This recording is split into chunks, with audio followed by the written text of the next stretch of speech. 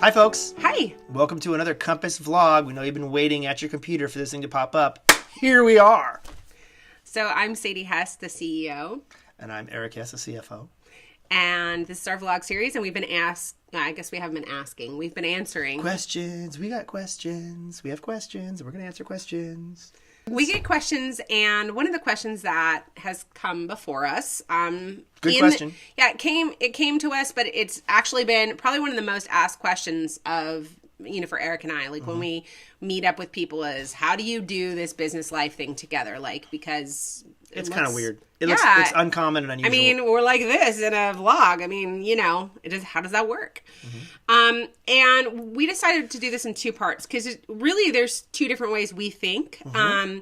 I think really practically, really kind of the small building, all the working parts of something that comes together. I really think through all the working parts and how they all kind of become gears and how they all fit together and make the whole thing work.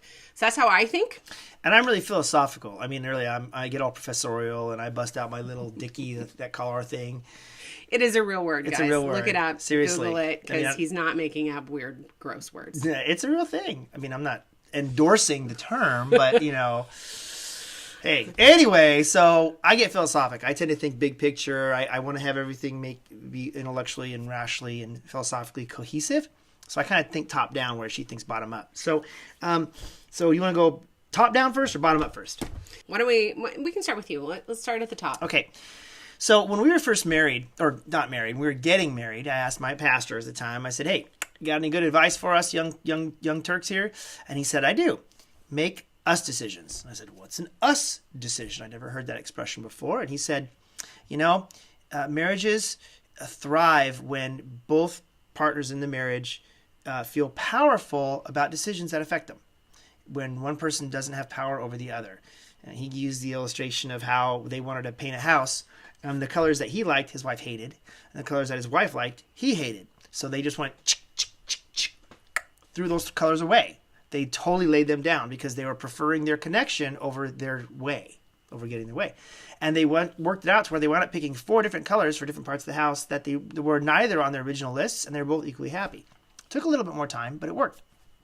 We try to apply that same principle to our entire life, that all our life is basically one big us decision. In marriage, the way we think it should happen is that neither the husband nor the wife should be in charge of the other. They're partners, and partners share power. And power is a big word these days, and it's a word that I like to apply, honestly, liberally to any relationship that I'm in, and that if I'm not the boss, strictly speaking, then we share power. Because when you share power, you share responsibility for what you do, and then the payoff, you share victory. And so because we share power, and I don't come home from work and she tells me, Eric, you need to do this, you need to do this, she doesn't give me this honey-do list. Although she might have them for me to do, I'm thrilled to do them, but it's really more of a request. Eric, would you do this, please? Would you do that, please? Would you do that, please? And if I have a reason to not do them, I'll say I can't because of these reasons. But if I don't, and I'll go, great, I will do them. Or I'll say, I have a better idea. Why don't we do this way instead?